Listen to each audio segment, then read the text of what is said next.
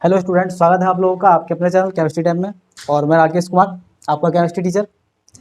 जैसा कि आप लोग जानते हैं, अभी हमारा टॉपिक चल रहा है पी ब्लॉक, जो कि बहुत ज़्यादा इंपॉर्टेंट है। और पी ब्लॉक में जो है हम लोग नाइट्रिक एसिड बनाने की विधि पढ़ चुके हैं। और नेक्स्ट कंपाउंड जो है हमारा अमोनिया है। तो अमोनिया बनाने की हम विधि पढ़ रहे हैं। अमोनिया में हम लोगों ने हैबर विधि पढ़ ली, और उसके बाद जो है आज प्रयोगशाला विधि पढ़ेंगे। लेकिन मैं प्रयोगशाला विधि से पहले आप लोगों को कुछ और विधियाँ पढ़ाऊंगा, क्योंकि होता क्या है, जब आप लोग पेपर अनसॉल्व पेपर देखेंगे तो उसमें कुछ क्वेश्चन ऐसे आते हैं। क्या होता है जब, तो कुछ रिएक्शन उसमें इस तरीके के वन वन मार्क्स वाले पूछते हैं, एक एक नंबर वाले। तो उन क्वेश्चनों को करने के लिए अमोनिया बनाने की कुछ अन्य विधियां हैं, उनको भी मैं करा देता हूँ। प्रयोगशाला विधि इसके बाद पढ़ लेंगे। उससे पहले जो है हम कुछ अमोनिया बनाने की कुछ अन्य विधियां पढ़ लेंगे। अच्छा, इस ये अन्य विधियां पढ़ने के लिए आपको कुछ चार्ज जो है, जैसे कुछ ग्रुप जो होते हैं उनके ऊपर और कुछ एटम के ऊपर क्या चार्ज पाया जाता है, ये आपको याद होना चाहिए। जैसे NH4 है, NH4 प्लस होता है, Cl पे माइनस होता है, तो ये चार्ज आपको याद होना चाहिए। तो आप ये रिएक्शन आसानी से कर सकते हो, ठीक है। और ये रिएक्शन सब हो जाएंगी। मैं एक आपको ट्रिक बताऊंगा, उस ट्रिक की हेल्प से ये सारी रिएक्शन आप कर लोगे, ठीक है। लेकिन इससे पहले जो नाइट्रिक एसिड और हम लोगों ने अमोनिया पढ़ा है, तो मैं एक बार आप लोगों को रिवीजन करा देता हूँ कि नाइट्रिक एसिड बनाने की हमने कौन कौन सी विधि पढ़ी थी। अगर आप लोगों ने वीडियो नहीं देखी है तो पीछे जाके बोलो, प्ले लिस्ट में जाके आप देख सकते हैं। नाइट्रिक एसिड की मैंने 3 विधियां पढ़ाई हैं। एक जो है ओस्टवाल्ड विधि, सेकंड जो है बर्कलैंड तथा हाइट की विधि, और थर्ड विधि थी प्रयोगशाला विधि। तो ये हम तीनों हम पढ़ चुके हैं। उसके बाद मैंने अमोनिया बनाने की हैबर विधि पढ़ाई है। तो ये सारी वीडियो है, आप प्लेलिस्ट में जाके देख सकते हैं। अच्छा, ओस्टवाल्ड विधि में हम लोगों ने क्या पढ़ा था? ओस्टवाल्ड विधि पढ़ाने याद करने के लिए मैंने आप लोगों को ट्रिक बताई थी। चित्र याद करने का तरीका था उल्लू आजा आप, तो उससे हम चित्र याद कर लेते हैं। ओस्टवाल्ड विधि में कौन कौन से कक्ष होते हैं? उत्प्रेरक कक्ष, ऑक्सीकारक स्तंभ, अवशोषण स्तंभ। और उसमें रिएक्शन हम किसकी कराते थे? अमोनिया और हवा की। और उत्प्रेरक कक्ष जो होता है उसमें पीटी की जाली लगी होती है, और क्या होता है उसका 800 डिग्री सेंटीग्रेड टेम्परेचर होता है। जब उसमें अमोनिया और हवा प्रवाहित करते हैं तो वहां पर नाइट्रिक ऑक्साइड गैस बन रही थी, नाइट्रिक ऑक्साइड गैस। उसके बाद जो है उस गैस को हम कहाँ ले जा रहे थे? ऑक्सीकारक स्तंभ में, जहां पे ऑक्सीकरण की क्रिया होती है। NO जो है O2 से रिएक्ट करके NO2 बनाता है। वहां से प्राप्त गैसीय मिश्रण को हम कहाँ ले जाते थे? अवशोषण स्तंभ में। उसमें क्वार्ट्ज भरा होता है, ऊपर से हम जल डालते हैं, जिसकी वजह से रिएक्शन होती है। तो क्या बनता है वहां जो, उसके बाद जो है क्या बनता है? नाइट्रस अम्ल और नाइट्रिक एसिड। NO2 की रिएक्शन जब H2 से कराते हैं तो नाइट्रस अम्ल और HNO3 बनता है। जो नाइट्रस अम्ल है वो अनस्टेबल है, जिसकी वजह से वो कुछ टाइम के बाद डिकम्पोज हो जाएगा। तो नाइट्रस अम्ल दो, मैंने कहा था, दो भैया बनते हैं जिनमें 1 साल का अंतर होता है। छोटा वाला मर जाता है, बड़े में बदल जाता है। और क्या कहते हैं, वो मरता है नो वाटर। तो इस तरीके से हमने ओस्टवाल्ड विधि याद कर ली थी। फिर नेक्स्ट विधि हमने पढ़ी बर्कलैंड तथा हाइट की विधि। उसकी भी ट्रिक थी चित्र याद करने की। मैंने ट्रिक ये बताया था, बीबी आजा अब, और मैंने कहा था कि बीबी के बीच में कूलर लगा देते हैं। तो इस तरीके से आप चित्र याद कर लोगे, जो आपको इजी लगेगा, मतलब पेपर तक याद कर सकते हैं आप ऐसे ही। फिर उसके बाद हमने इसकी विधि पढ़ी। उसमें क्या होता है? वैद्युत भट्टी, बीबी का मतलब है वैद्युत भट्टी। उसके बाद बीच में कूलर है। फिर क्या है? बॉयलर। उसके बाद ऑक्सीकारक स्तंभ, अवशोषण स्तंभ। उसमें हम क्या करते हैं? हवा प्रवाहित करते हैं। हवा में क्या है? N2 और O2 पाई जाती है। तो बी जो है, बी का मतलब है वैद्युत भट्टी। इस भट्टी का टेम्परेचर होता है 3500 डिग्री सेंटीग्रेड। और 3500 डिग्री जब इसमें हवा प्रवाहित करते हैं तो हवा में जो N2 और O2 पाई जाती है वो आपस में रिएक्ट करके क्या बना लेता है? Nitric oxide gas. यहां से प्राप्त गैसीय मिश्रण को हम कूलर में ले जाते हैं, जहां पे इसका टेम्परेचर डाउन हो जाता है 500 डिग्री सेंटीग्रेड। और उसके बाद यहां से प्राप्त गैसीय मिश्रण को हम कहां ले आते हैं? बॉयलर में। बॉयलर में इसका टेम्परेचर कितना हो जाता है? 50 डिग्री सेंटीग्रेड। उसके बाद यहां से प्राप्त गैसीय मिश्रण को फिर से पुरानी कहानी ओस्टवाल्ड की तरह है, ऑक्सीकारक स्तंभ में NO जो है O2 से क्रिया करेगा, NO2 बनाएगा। उसके बाद यहां से प्राप्त गैसीय मिश्रण को अवशोषण स्तंभ में, फिर ऊपर से हम वाटर डालेंगे यानी जल डालेंगे। फिर से वही पुरानी रिएक्शन होगी, दो भैया बनेंगे जिनमें 1 साल का अंतर होगा। छोटा वाला मर जाएगा, बड़े में बदल जाएगा। तो ये रिएक्शन याद कर लोगे। फिर जो है हमने कौन सी विधि पढ़ी थी? प्रयोगशाला विधि। प्रयोगशाला विधि में मैंने क्या बताया था? इसमें जो है हम क्या करते हैं? पोटेशियम नाइट्रेट की रिएक्शन H2SO4 के साथ कराते हैं। तो जब कराते हैं तो उसमें जो है नाइट्रिक एसिड बनता है। इसकी सिंपल सी विधि थी। चित्र याद करने के लिए मैंने बताया था, नहाता हुआ घड़ा सीटी बजा रहा। तो इस तरीके से आपने वो भी पढ़ लिया। उसके बाद हमने हैबर विधि पढ़ी। तो हैबर विधि में कुछ नहीं करते हैं, N2 और H2 की रिएक्शन कराते हैं। इसमें Fe उत्प्रेरक होता है, MO वर्धक होता है, और जो है 200 वायुमंडल दाब होता है, कुछ 500 डिग्री सेंटीग्रेड के आसपास टेम्परेचर होता है, तो अमोनिया बनती है। तो ये विधि ज्यादा मतलब टफ नहीं थी। तो इसमें चित्र याद करने के लिए मैंने ट्रिक नहीं बताई है, और हाई स्कूल में भी पढ़ के आए हम, तो मैंने आपका रिवीजन करा दिया ये। अब जो है आज जो हम देखते हैं अमोनिया बनाने की अन्य विधियां देख रहे हैं। अन्य विधियां मैं इसलिए पढ़ा रहा हूं, वैसे तो मैं प्रयोगशाला विधि पढ़ाऊंगा, अन्य विधि इसलिए पढ़ा रहा हूं। कभी कभी क्या होता है जब मैं ये क्वेश्चन पूछता है तो उसको हम करने के लिए एक्स्ट्रा ये पढ़ ले रहे हैं, ठीक है। तो जैसे यहाँ पे अमोनियम क्लोराइड है, ammonium sulphate, ammonium chloride, aluminium nitride है, फिर मैग्नीशियम नाइट्राइड है। इनसे हम अगर मान लीजिए आपसे क्वेश्चन पूछे कि अमोनियम क्लोराइड से आप अमोनिया कैसे बनाओगे, ठीक है, या फिर मैग्नीशियम नाइट्राइड से अमोनिया कैसे बनाओगे, या क्या होता है जब इसकी क्रिया इससे कराते हैं, तो इस तरह के क्वेश्चन बहुत सारे पूछे जाते हैं। तो उन्हीं को करने के लिए मैं आपको ये ट्रिक बता रहा हूँ। ट्रिक आप ये याद रखिए कि अमोनियम लवण और क्षार की क्रिया कभी भी कराएंगे। पूरी केमिस्ट्री में, होल केमिस्ट्री, अमोनियम लवण और क्षार की रिएक्शन कभी भी कराते हैं।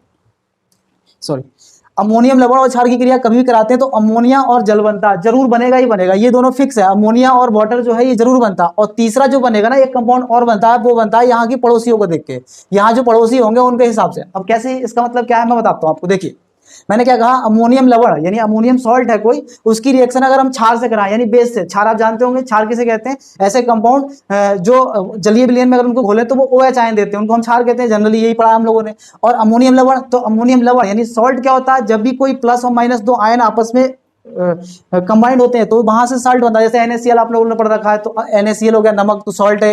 इसी तरीके से अमोनियम क्लोराइड है, NH4 प्लस होता है, Cl माइनस होता है, तो ये भी सॉल्ट हो गया। तो यहाँ पर अमोनियम के सॉल्ट है, ठीक। तो इसकी रिएक्शन क्षार के साथ कभी भी कराएंगे तो अमोनिया और जल बनेगा, और तीसरा जो बनेगा वो इसका पड़ोसी बनेगा। इसका मतलब क्या है देखिए मैं समझाता हूँ। जैसे ये रिएक्शन है NH4Cl और इसकी रिएक्शन मुझे NOH के साथ करानी है, सही है, सोडियम हाइड्रोक्साइड। तो ये जो है क्षार है और ये अमोनियम का सॉल्ट है, तो इन दोनों की रिएक्शन कराएंगे तो आप आंख बंद करके ये लिख दीजिए, अमोनिया और जल तो बनना ही बनना है, फिक्स है, अमोनिया और वाटर जो है ये बनेगा ही बनेगा। तीसरा जो बनेगा वो तीसरा पड़ोसियों को देख के बनेगा। पड़ोसी का मतलब क्या है, जैसे यहाँ Na है और इधर Cl है, तो इन दोनों को देख के बना दीजिए तीसरा। तीसरा क्या बन जाएगा, NaCl। तो इस तरीके से रिएक्शन आपको याद हो जाएगी आसान। तो NH4Cl से यानी अमोनियम क्लोराइड से हम लोगों ने अमोनिया बना ली।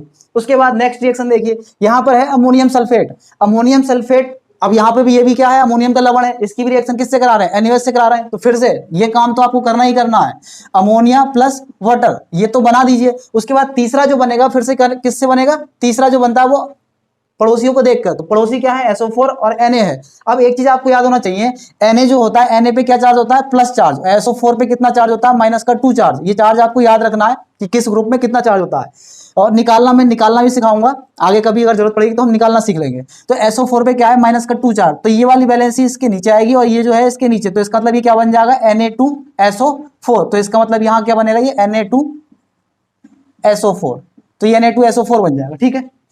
उसके बाद जो है नेक्स्ट रिएक्शन है NH4Cl की रिएक्शन किससे करानी है हमें, कैल्शियम हाइड्रोक्साइड से। NH4 यानी ये भी क्या है, अमोनियम क्लोराइड यानी अमोनियम का सॉल्ट है, इसकी रिएक्शन हमें कैल्शियम हाइड्रोक्साइड से करानी है। इसका मतलब ये भी एक बेस है यानी क्षार है, तो यहां भी सेम कहानी होगी, क्या बनेगा NH4Cl की, तो फिर से क्या बना दे हम, अमोनिया प्लस वाटर यानी जल। उसके बाद तीसरा जो बनेगा वो किनको देख के, पड़ोसियों को देख के। पड़ोसी क्या है, Ca और Cl। अच्छा Ca पे कितना चार्ज होता है, +2, यानी Ca पे कितना चार्ज होता है, +2, और Cl पे कितना होता है, माइनस। तो इसका मतलब ये दोनों एक दूसरे से क्या बना लेंगे, CaCl2, तो यहां बनेगा CaCl2 यानी कैल्शियम डाइक्लोराइड या फिर कैल्शियम क्लोराइड।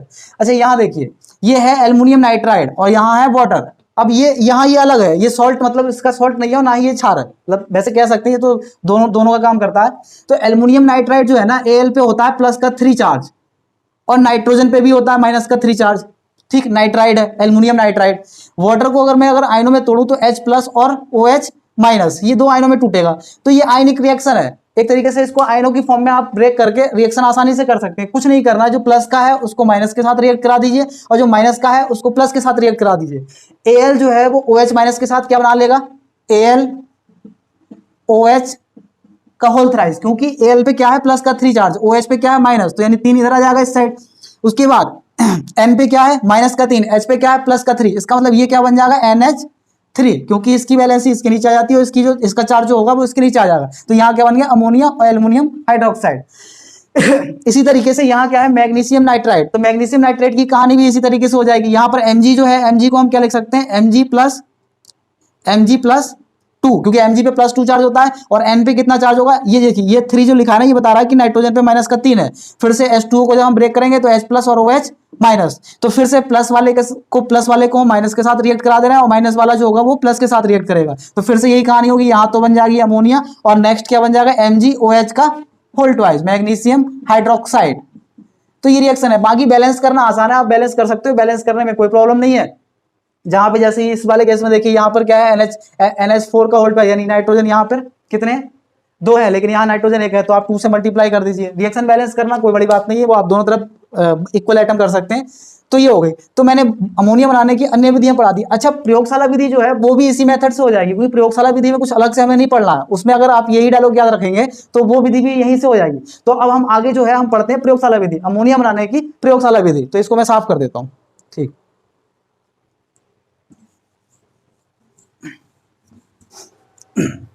आइए अब देखते हैं प्रयोगशाला विधि, अमोनिया बनाने की प्रयोगशाला विधि। तो सबसे पहले आपको ये पता होना चाहिए कि अमोनिया बनाने के लिए प्रयोगशाला विधि में कौन कौन से कंपाउंड का यूज होता है।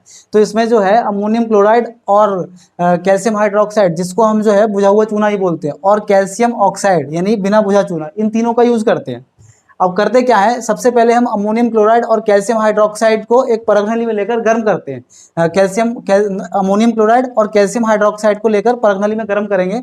गर्म करने से होता क्या है, यहाँ पर अमोनिया बनती है। क्योंकि मैंने आप लोगों को अभी पिछली केस में रिएक्शन बताई थी कि अमोनियम सॉल्ट जो है वो कभी भी किसी बेस के साथ यानी किसी क्षार के साथ रिएक्ट करेगा तो क्या बनाता है, अमोनिया और जल जरूर बनाता है। तो अमोनिया और पानी बनेगा, और साथ में मैंने बताया था कि तीसरा जो यहाँ पे कंपाउंड बनेगा वो पड़ोसियों को देख के बनेगा। पड़ोसी यहाँ पे क्या है, Ca और Cl, तो जो पड़ोस में होते हैं उन्हीं को देख के बना दीजिए। तो CaCl2 बन गया, इससे तो हमें मतलब है नहीं, ठीक है।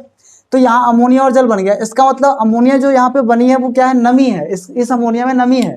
तो हम करते क्या है, इस अमोनिया को यहाँ परख नली से ले जाकर किसमें, एक चैम्बर में ले आते हैं, जिसमें क्या होता है बिना बुझा चूना पे इसे प्रवाहित करते हैं। चैम्बर है, इसमें क्या है, बिना बुझा चूना भरा हुआ है, जो कैल्शियम ऑक्साइड है इसमें प्रवाहित करते हैं। ये कैल्शियम ऑक्साइड जो है क्या करेगा, यहाँ पर अमोनिया में से नमी को सोख लेगा, लेकिन अमोनिया के साथ रिएक्ट नहीं करता है। ये ऑब्जेक्टिव में आपसे क्वेश्चन पूछ सकता है कि बिना बुझा चूना का यहाँ पे क्या यूज है। तो बिना बुझा चूना जो है वो ये क्या करता है, नमी को सोखता है, यानी H2O के साथ CO रिएक्ट करके इसको रिएक्ट कर लेता है, लेकिन अमोनिया के साथ रिएक्शन नहीं करता। यानी यहाँ पे जो अमोनिया में नमी है वो दूर हो गई, और यहाँ जो है हमें अमोनिया गैस मिलेगी। तो उस गैस को हम क्या करेंगे, यहाँ पे एक गैस जार लगा हुआ, उल्टा रखा हुआ गैस जार है, तो उल्टे रखे गैस जार में इसको क्या करते हैं, अमोनिया को एकत्रित कर लेते हैं। तो विधि इसकी आसान थी। तो ये जो है अमोनिया बनाने की प्रयोगशाला विधि है। रिएक्शन बड़ा आसान है, कुछ नहीं करना, आपको एक ही लाइन याद करनी है जो मैंने आपको बता दी है कि अमोनियम लवण कभी भी पूरी केमिस्ट्री में कहीं भी रिएक्शन करेगा तो क्या बनाता है, अमोनिया और जल जरूर बनेगा, फिक्स है, अमोनिया और जल जरूर बनेगा। और तीसरा जो बनेगा वो पड़ोसियों को देख के बनेगा, जो पड़ोस में होंगे ना यहाँ पे उनको देख के हम बना देंगे। पड़ोसी क्या है, लेकिन आपको चार्ज याद होना चाहिए। चार्ज कैसे याद होना चाहिए, जैसे आपको पता होना चाहिए कि NH4 पे क्या चार्ज होता है, प्लस का चार्ज होता है, Ca पे क्या चार्ज होता है, प्लस का 2 चार्ज होता है, SO4 पे क्या चार्ज होगा, माइनस का 2 होगा, N पे क्या होगा, माइनस का 3 होगा। तो इस तरीके से आपको चार्ज याद होना चाहिए। फॉस्फोरस पे क्या होगा, माइनस का 3 होगा। सारे चार्ज, Mg पे कितना चार्ज होता है, प्लस का 2 चार्ज होता है। और यही पता होना चाहिए कि चार्ज आता कैसे है। अगर नहीं पता है तो किसी दिन इस पे स्पेशल हम वीडियो बना लेंगे कि चार्ज किसकी वजह से आता है।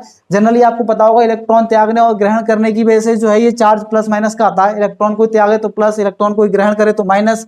तो ये केस है। तो ये चार्ज अगर आपको याद है तो ये कंपाउंड बनाना आसान है। तीसरा कंपाउंड जो बनाते हैं वो बहुत ज्यादा ईजी है। तो अमोनिया भी हमारी आज फिनिश हो गई। तो अमोनिया जो है दो ही विधि थी, मैंने दोनों विधि करा दी, नाइट्रिक एसिड की तीनों विधि पढ़ ली। अब हम नेक्स्ट कंपाउंड पढ़ेंगे। मैंने आपसे कहा था, अच्छा 70% जो सिलेबस अब बचा है ना हमारा, यानी 30% कम कर दिया गया है। तो जो कम किया है हम पहले क्या करेंगे, जितना हमारा है सिलेबस इस बार बोर्ड के एग्जाम में आएगा, पहले हम उसको कवर करेंगे। उसके बाद जब टाइम बचेगा हमारे पास तो हम वो बचा हुआ सिलेबस भी कवर करने की कोशिश करेंगे, ठीक है।